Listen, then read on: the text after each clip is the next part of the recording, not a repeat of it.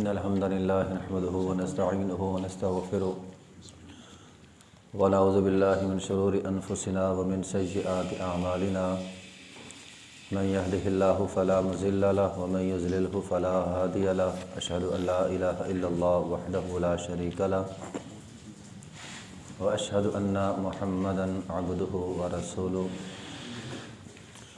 یہ صفحہ نمبر ہے 40 اور آیت نمبر ہے 143۔ اعوذ باللہ من الشیطان الرجیم، بسم اللہ الرحمن الرحیم، وَكَذَلِكَ جَعَلْنَاكُمْ أُمَّةً وَسَطًا لِتَكُونُوا شُهَدَاءَ عَلَى النَّاسِ وَيَكُونَ الرَّسُولُ عَلَيْكُمْ شَهِيدًا وَمَا جَعَلْنَا الْقِبْلَةَ الَّتِي كُنْتَ عَلَيْهَا إِلَّا لِنَعْلَمَ مَنْ يَتَّبِعُ الرَّسُولَ مِمَّنْ يَنْقَلِبُ عَلَى عَقِبَيْهِ وَإِنْ كَانَتْ لَكَبِيرَةً إِلَّا عَلَى الَّذِينَ هَدَى اللَّهُ وَمَا كَانَ اللَّهُ لِيُضِيعَ إِيمَانَكُمْ إِنَّ اللَّهَ بِالنَّاسِ لَرَءُوفٌ رَحِيمٌ۔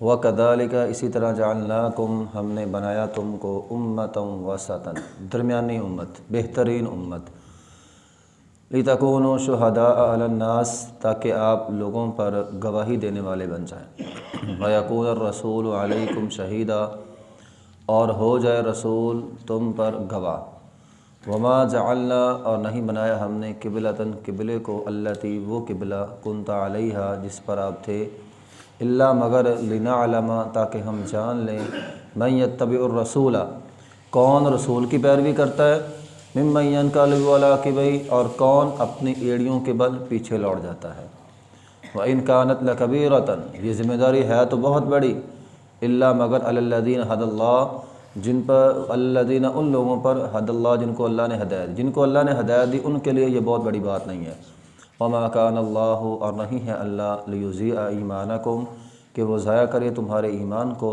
إِنَّ اللَّهَ بِالنَّاسِ لَرَءُوفٌ رَحِيمٌ بے شک اللہ تعالیٰ لوگوں کے ساتھ محبت کرنے والا بھی ہے اور رحم کرنے والا بھی ہے، شفقت بھی کرتا ہے، رحم بھی کرتا ہے۔ وَكَذَلِكَ جَعَلْنَاكُمْ أُمَّةً اسی طرح ہم نے بنایا تم کو درمیانی امت، کس طرح؟ جس طرح ہم نے قبلے کو فضیلت دی ہے، بیت اللہ کو فضیلت دی ہے، اسی طرح ہم نے تم کو بھی فضیلت دی ہے بطور امت محمدیہ کو اللہ تعالیٰ نے تمام امتوں سے افضل قرار دیا ہے۔ وسطاً ویسے تو لغوی اعتبار سے درمیان کو کہتے ہیں، درمیان سے مراد معتدل، جو نہ حد سے بڑھنے والا ہو نہ کمی کرنے والا، نہ افراد کرنے والا ہو نہ تفرید کرنے والا ہو، نہ غلو کرنے والا، غلو سے پاک ہو، اس کو کہتے ہیں معتدل۔ اصل میں عربی زبان میں عرب لوگ جو تھے جس چیز کو بہتر کہنا ہوتا تھا نا اس کو درمیانی کہتے تھے، معتدل۔ ان کے ہاں وسط یعنی معتدل درمیان میں ہونا بہترین ہونے کی علامت تھی، اس لیے یہاں پہ یہ لفظ جو ہے وہ آیا ہے۔ قرآن مجید کے اندر بھی ہے حافظوا علی الصلاۃ والصلاۃ الوسطیٰ، ویسے تو پانچوں نمازوں کی حفاظت کرنی چاہیے لیکن درمیانی نماز کی خاص طور پہ فضیلت آئی ہے کہ اس کی حفاظت کرو، یعنی درمیانی نماز سے مراد عصر کی نماز، دو نمازیں دن کی فجر ظہر، دو نمازیں رات کی مغرب عشاء، اور جو درمیانی نماز ہے نا فرمایا اس کی حفاظت کرو۔ اب عصر کی نماز کی خاص طور پہ ہمیں حفاظت کرنے کا حکم ہے، نبی علیہ الصلوۃ والسلام نے فرمایا من ترک صلاۃ العصر فقد حبط عملہ، جس نے ایک عصر کی نماز چھوڑی، صرف ایک، اس کے گزشتہ زندگی کے سارے اعمال ضائع ہو گئے، صرف ایک عصر کی نماز۔ تو یہ عصر کی نماز، ویسے تو تمام نمازوں کی فضیلت ہے، اپنی اپنی فضیلت ہے، فجر کی اپنی ہے، عشاء کی اپنی ہے، لیکن عصر کی نماز کو خاص طور پہ بیان کیا گیا ہے۔ من ترک صلاۃ العصر فقد حبط عملہ، گویا اس کے سارے عمل ضائع ہو گئے۔ اور ایک حدیث میں آیا من ترک صلاۃ العصر فقد حبط عملہ، اس کے عمل بھی ضائع ہو گئے، اور اسی طرح ایک حدیث میں ہے کہ اس کے گھر والے اور اس کا اناج، دکانداری، وہ بھی ساری ختم ہو گئی۔ اس کا نقصان اتنا بڑا ہے جیسے اسے فون آ جائے بیٹھے بیٹھے کہ اس کے گھر والے چھت گری ہے، سارے فوت ہو گئے ہیں، اور اسی طرح فون آ جائے کہ دکان کو آگ لگ گئی ہے۔ اب یہ کتنا بڑا صدمہ ہے، اللہ نہ کرے اگر کسی کو ایسا فون آ جائے، کتنا بڑا صدمہ ہے۔ تو قد حبط عملہ، اس کے عمل بھی برباد ہو گئے، اور اسی طرح ایک حدیث میں اس کے گھر والے بھی برباد ہو گئے، اور اس کی دکانداری بھی ساری ختم ہو گئی۔ تو یہ خاص طور پہ عصر کی نماز ہے۔ اس لیے فرمایا کہ عصر کی نماز کی خصوصاً حفاظت کرو۔ تو کعبہ کو بھی فضیلت اسی لیے تھی، کعبہ بھی درمیان میں، پوری دنیا کے درمیان میں اللہ تعالیٰ نے کعبہ کو بنایا ہے، تو کعبہ درمیان میں ہے، اس کی فضیلت ہے۔ فرمایا تم بھی معتدل ہو، درمیان میں ہو، اس لیے تمہاری بھی فضیلت ہے۔ اس کی دلیل قرآن کی ایک اور جگہ بھی ہے، کنتم خیر امۃ اخرجت للناس، اللہ تعالیٰ فرماتے ہیں تم بہترین امت ہو جس کو اللہ تعالیٰ نے نکالا ہے۔ تو ہم بہترین امت ہیں، اصل میں ہم امت محمدیہ کے لوگ اپنی پہچان بھول چکے ہیں۔ ہم بہترین لوگ تھے، اللہ نے ہمیں ہر لحاظ سے بہترین بنایا۔ یہودیوں کے ہاں دین میں سختی بہت ہے، بہت سختی ہے یہودیوں کے ہاں۔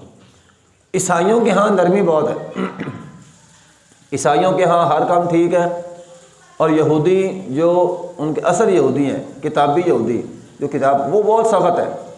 اور اللہ تعالیٰ نے ہم مسلمانوں کو معتدل بنایا، درمیان بنایا، نہ ہمارے اندر سختی ہے اور نہ ہی بالکل نرمی ہے۔ مثال کے طور پر عقائد لے لیں، یہودیوں کا عقیدہ کیا تھا؟ عزیر علیہ السلام اللہ کے بیٹے ہیں، لیکن ہمارا کیا ہے؟ ہم انبیاء کو ان کا اصل مقام دیتے ہیں کہ انبیاء ہے تو اللہ کے بندے ہیں، لیکن اللہ کے نبی ہیں، اللہ کی وحی آتی ہے ان پر۔ عبادت دیکھ لیں، یہودیوں کے ہاں عبادت بہت سخت تھی، ان کے ہاں جو خاص پادری ہوتے ہیں نا، ان کے خواہ وہ مرد ہو خواہ وہ عورتیں ہوں، وہ شادی نہیں کروا سکتے، یہ ان پر سختی ہے۔ لیکن ہمارے ہاں دین کے جو داعی ہوتے ہیں وہ شادی بھی کروا سکتے، نبی علیہ السلام نے خود شادیاں کروائی ہیں۔ تو ہمارے ہاں نرمی ہے، ان کے اندر یہودیوں کے ہاں عبادت صرف گرجا گھر میں، باہر عبادت نہیں کر سکتے، اور ہمارے لیے کیا ہے؟ پوری زمین اللہ تعالیٰ نے ہمارے لیے عبادت گاہ بنا دی ہے، ہم جہاں چاہیں نماز پڑھ سکتے ہیں، بشرط یہ کہ جگہ پاک ہو۔ حلال و حرام میں ہمارے لیے بڑی سہولتیں ہیں، ان کے لیے مال غنیمت حرام تھا، ہمارے لیے مال غنیمت بھی حلال ہے، اور بہت ساری چیزیں جو ان کے لیے حرام تھی ہمارے لیے حلال ہے۔ ان کے لیے ہفتے کے دن کاروبار کرنا حرام تھا، پورے دن میں کاروبار کرنا حرام تھا، اور ہمارے لیے جمعے کے صرف 1 یا 1.5 گھنٹہ وہ حرام ہے۔ وذروا البیع، جمعے کے یا ایھا الذین آمنوا اذا نودی للصلاۃ من یوم الجمعہ فاسعوا الی ذکر اللہ وذروا البیع، وہ ہمارے لیے حرام ہے کہ جمعے کے عین وقت میں یہ 1.5-2 گھنٹہ ہم کاروبار کرنا ہمارے لیے حرام ہے۔ باقی جمعے کے بعد فرمایا جاؤ فاسعوا الی ذکر اللہ، ذکر کر لیا، اب جاؤ کاروبار کرو جا کے، وہ ہمارے لیے حلال ہے۔ یعنی ہمارے لیے نرمی ہے۔ بتانے کا مقصد یہ ہے کہ ہمارا دین، یہ جو لوگ کہتے ہیں نا دین مشکل بہت ہے، بھئی ہمارے لیے دین آسان ہے، ہمارا دین آسان ہے، یہودیوں کی بنسبت ہمارا دین بہت آسان ہے، اللہ تعالیٰ نے اس کے اندر بہت نرمی رکھی ہے، ٹھیک ہے۔ یہودیوں کے ہاں سزا بھی تھی، لعن طعن بھی تھی، اگر کوئی بندہ جرم کرتا تھا نا اسے سزا بھی ملتی تھی، لعن طعن بھی کیا جاتا تھا۔ ہمارے اندر صرف سزا ہے، لعن طعن نہیں ہے۔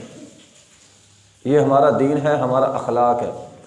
ہمارا دین ہمیں کہتا ہے کہ بندہ جرم کرتا ہے نا، چور چوری کرتا ہے مثال کے طور پر، ہمارا دین کہتا ہے کہ اس کا ہاتھ کاٹ دو، اسے چور نہ کہو۔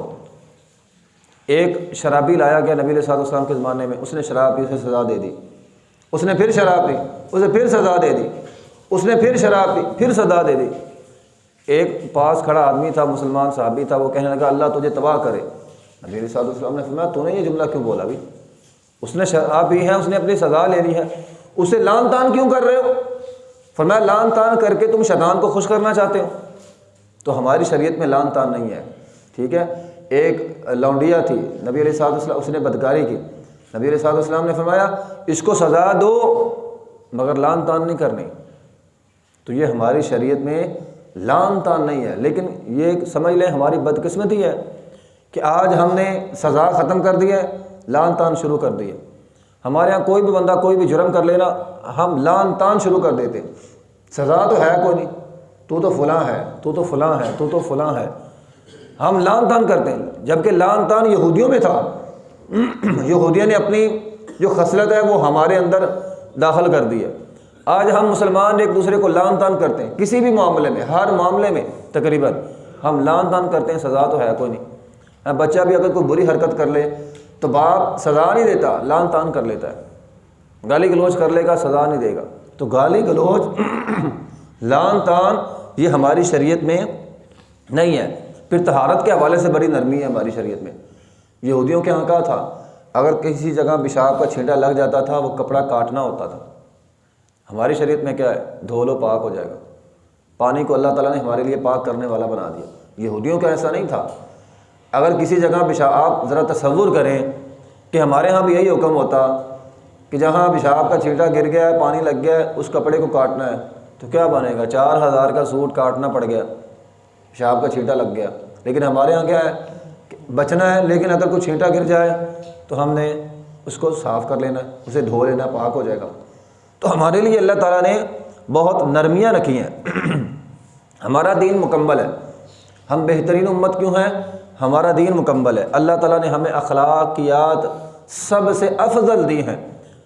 یہ الگ بات ہے کہ ہم اپنے آپ کو بھول گئے۔ ہماری تعلیم سب سے افضل ہے، اور ہماری تعلیم میں سب سے اہم چیز قرآن ہے۔ قرآن جیسی کتاب اللہ تعالیٰ نے ہم سے پہلے کسی اور کو نہیں دی۔ یہ ہم بہترین لوگ ہیں۔ اسی طرح اللہ تعالیٰ نے ہمیں حلم، بردباری، احسان، یہ ساری چیزیں اللہ تعالیٰ نے دوسری امتوں سے ہمیں بہتر دی ہیں۔ اصل میں ہم اپنے آپ کو بھول گئے ہیں۔ جس طرح کسی باپ کے بچے ہو نا، تو ایک بچہ بڑا ذہین فتین ہو، وہ بھی خراب ہو جائے تو باپ کیا کہتا ہے؟ ایک تو منڈا چاچا سی، وہ بھی خراب ہو گیا۔ ہم تھے بہترین لیکن خراب ہو گئے۔ ہم اپنی، جس طرح کہتے ہیں نا، ہم اپنی اوقات بھول گئے۔ ہم کو اللہ تعالیٰ نے کتنا بہترین بنایا تھا، ہم یہ بات ہی بھول گئے۔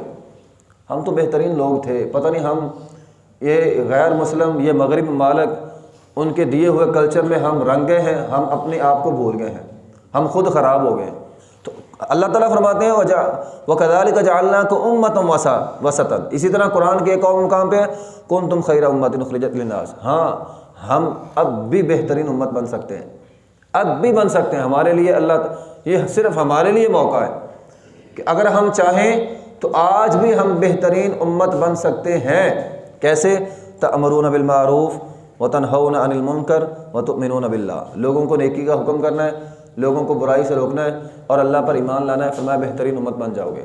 تو آج بھی ہم بہترین امت بن سکتے ہیں۔ دیکھو قرآن ہمیں بہترین امت کہہ رہا ہے۔ ایک حدیث میں نبی علیہ الصلوۃ والسلام نے فرمایا 70 امتیں ہیں، 70 امتیں ہیں، اور تم ان 70 میں سے بہترین امت ہو۔ بار بار ہمیں یہ نصیحت کی گئی ہے تم بہتر ہو، تم بہتر ہو، لیکن آج ہم اپنے اپنے گریبان میں ذرا جھانک کر دیں، کسی اور کی طرف انگلی نہیں اٹھانی، اپنے اپنے گریبان میں جھانکنا ہے۔ کیا ہم بہترین لوگ ہیں؟ تو ہمیں ہمارا دل کہے گا نہیں، ہمارے اندر تو خرابیاں ہی بہت ہیں۔ جو نوجوان نسل ہے وہ تو ویسے ہی بہت زیادہ خراب ہو چکی، اور جو کاروباری لوگ ہیں، دکاندار لوگ ہیں، ہم کتنی بے ایمانیاں کرتے ہیں، کتنا کیا کچھ کرتے ہیں۔ کیا اس وقت ہم بہترین لوگ کہلانے کے قابل ہیں؟ تو ہمارا دل ہمیں کہے گا نہیں، اب نہیں۔ اب ہم جتنی نافرمانیاں کرتے ہیں اللہ تعالیٰ کی، اب ہم بہترین نہیں ہیں، اب ہماری افضلیت ختم ہو چکی ہے۔ تو محترم بھائیوں، ہمیں ہماری اصلیت جو ہے وہ پہچاننی چاہیے۔ جس طرح خاندانی لوگ کہتے ہیں نا، تو اعلیٰ خاندان کا تھا، کیا بن گیا ہے تو ہم بہترین امت میں سے تھے اور ہم بن کیا گئے ہیں۔ اس لیے انسان اپنے آپ پہ غور کرے، خاص طور پہ ہمیں اپنے آپ پہ غور کرنا چاہیے کہ ہم کیا تھے، کیا ہو گئے۔ اسی طرح ایک حدیث میں ہے، نبی علیہ الصلوۃ والسلام نے فرمایا ہماری امت کے 70,000 لوگ، کتنے؟ 70,000۔ فرمایا میری امت کے 70,000 لوگ بغیر حساب و کتاب کے جنت میں جائیں گے۔ یہ ہمارے علاوہ کسی اور امت کو اعزاز حاصل نہیں ہے، ہمیں حاصل ہے۔ عکاشہ بن محصن کھڑے ہوئے تھے، نبی علیہ الصلوۃ والسلام نے فرمایا ہاں تو ان میں سے ہے۔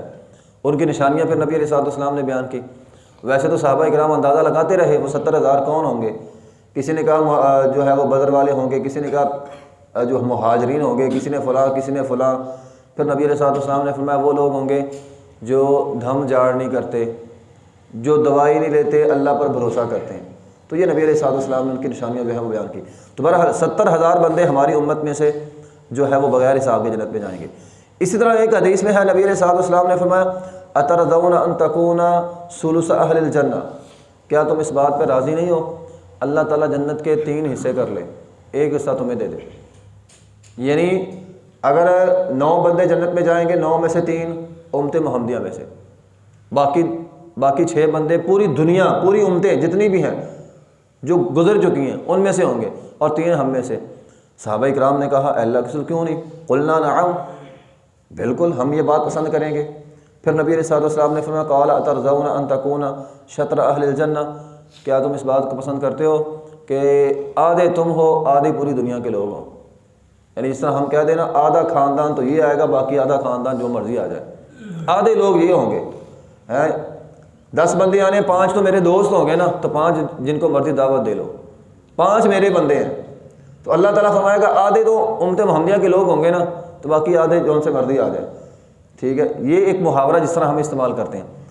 تو آدھے ہم ہوں گے، آدھے باقی امتوں کے لوگ ہوں گے۔ صحابہ کرام نے کہا کیوں نہیں؟ قلنا نعم، جی ہاں بالکل کیوں نہیں۔ نبی علیہ الصلوۃ والسلام نے فرمایا والذی نفس محمد بیدہ، قسم ہے اس ذات کی جس کے ہاتھ میں محمد صلی اللہ علیہ وسلم کی جان ہے، انی لارجو ان تکون نصف اہل الجنہ، میں امید کرتا ہوں کہ ایک اور اس حدیث کے اگلے حصے میں نبی علیہ الصلوۃ والسلام نے فرمایا میں امید کرتا ہوں کہ تم جنت کے 2/3 حصے ہو گئے۔ یعنی اگر 9 بندے ہیں، 6 تم ہو گئے، 3 بندے باقی امتوں میں سے ہوں گے۔ فرمایا میں امید کرتا ہوں کہ اللہ تعالیٰ نفس سے ہماری تعداد بڑھا دے گا، 2/3 حصہ امت محمدیہ کے لوگ جنت میں جائیں گے، اور 1/3 حصہ باقی ساری امتوں میں سے لوگ جنت میں جائیں گے۔ جنت میں اکثریت جو ہے وہ ہماری ہوگی۔ تو بہرحال یہ ہمارے لیے اعزاز کی بات ہے۔ محترم بھائیوں، ہمیں اپنے آپ کو پہچاننا ہے۔ ہم افضل لوگ ہیں، بہترین لوگ تھے، ہیں اور رہیں گے، لیکن بشرط یہ کہ ہم اپنے آپ کو پہچان لیں۔ یہ یہودیوں کی طرح لان تان یہ وہ کرتے تھے، لوگوں کے عیب نکالنا، لوگوں کی برائی بیان کرنا۔ یہ جب سے ہمارے ملک میں لان تان شروع ہوئی نا، سچی بات ہے ملک کی سارا تباہ ہو گیا۔ ہر آدمی صبح اٹھتا ہے شام تک دوسرے کی ٹانگیں کھینچتا رہتا ہے، تیرے اندر فلاں ہے، تیرے اندر فلاں ہے، تیرے اندر فلاں ہے۔ کاش وہی انسان اپنے عیب نکالنے شروع کرتا ہے، میرے اندر یہ ہے، میرے اندر یہ ہے، میرے اندر یہ ہے، تو اصلاح ہو جائے گی۔ ہمارے یہاں مسئلہ یہ ہے کہ اصلاح کرنے کی کوشش ہی کوئی نہیں کرتا، اپنے آپ کی کوئی نہیں کرتا۔ ہر آدمی کی نظر دوسرے پہ ہے، اپنے پہ کوئی نہیں کہ میں کیا کرتا ہوں۔ بحثیت مسلمان، بحثیت مسلم، امت محمدیہ میں نے کیا کیا، میں نے کتنا حصہ ڈالا ہے اپنا۔ اللہ تعالیٰ ہم سے پوچھے گا ہاں تو نے کتنا حصہ ڈالا ہے۔